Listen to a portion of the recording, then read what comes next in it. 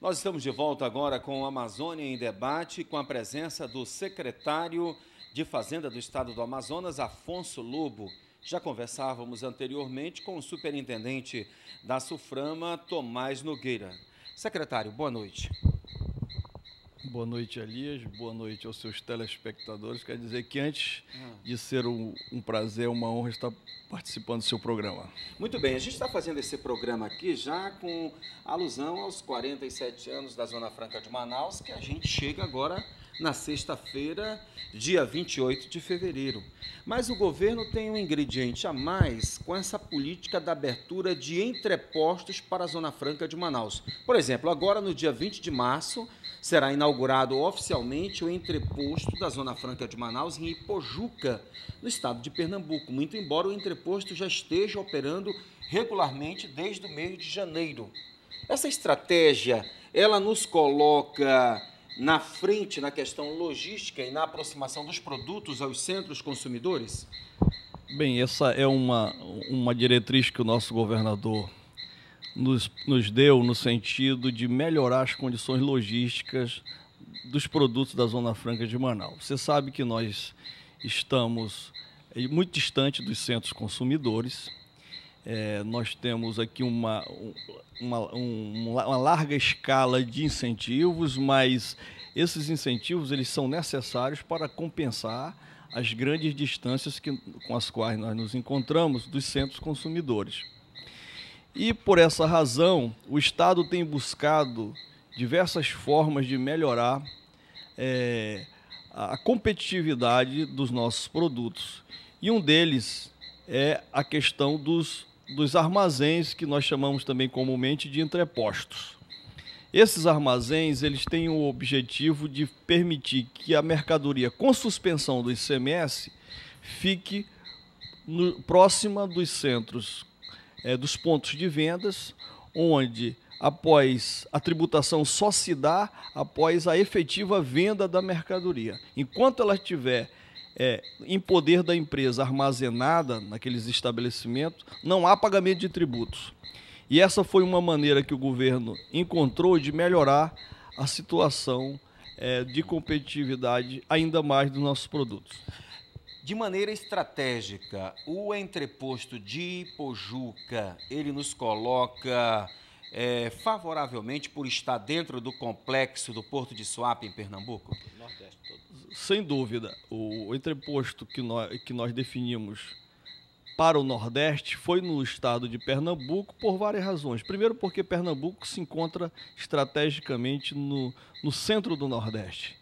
Ele tem uma vocação natural para ser o centro distribuidor de todo o Nordeste. A partir dele, nós abastecemos não apenas Pernambuco, mas nós vamos da Bahia até o Maranhão. Eu diria que Suape está ali quase que equidistante entre Salvador e São Luís. São Luís, perfeitamente. Eu estive lá em Pernambuco, agora superintendente, no mês de janeiro e secretário.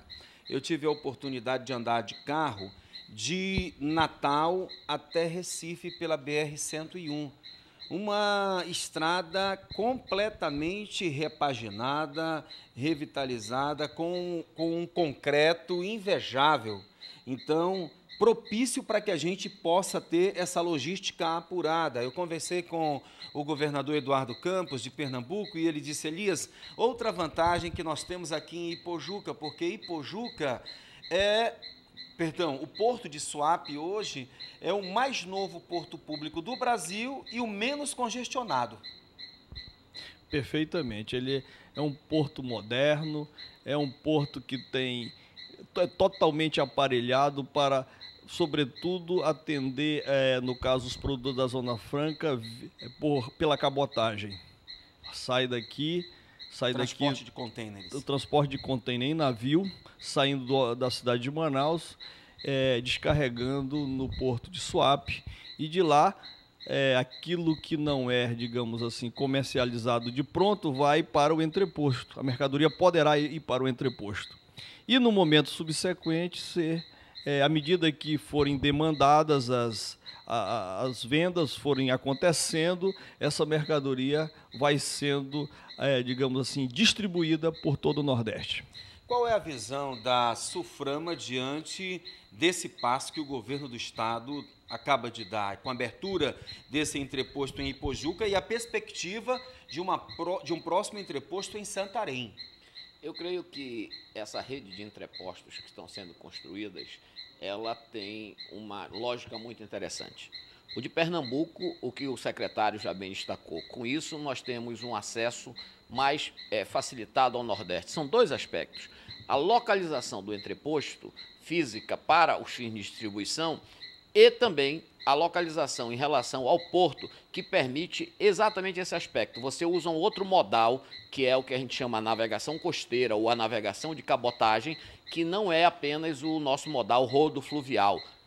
Você pode até acessar o entreposto pelo rodo fluvial, mas ele te dá uma outra opção, que é a navegação de cabotagem, a navegação costeira. Então você faz o navio, embarca em Manaus e desembarca diretamente em Ipojuca. Isso é muito interessante, porque, raciocine, você que está em casa, que às vezes não é afeto a tanto esses aspectos. Se nós não tivéssemos entreposto, a empresa já faria a venda direta e parcelada a partir de Manaus e já começaria a contar o prazo para que ela pagasse o imposto.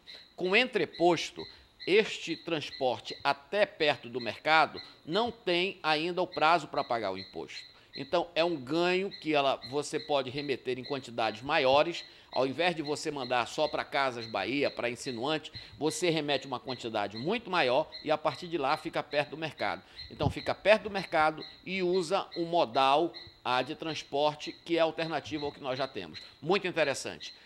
No mesmo sentido que você perguntou, Santarém dá uma outra opção, essa de acesso via o Centro-Oeste brasileiro. Então, nós temos em Resende e em Uberlândia, na região sudeste, Uberlândia sendo um nodo logístico nesse país, que recebe tanto a Belém-Brasília quanto as rodovias do Nordeste e faz a distribuição. Resende está a 200 quilômetros entre Rio e São Paulo. Você vai tem Recife no Nordeste e vai ter a Santarém como um portal de acesso ao Centro-Oeste, né? Então, eu acho que você tem aí uma cobertura do território nacional. Talvez falte apenas nós termos algo direto na região sul, né, secretário?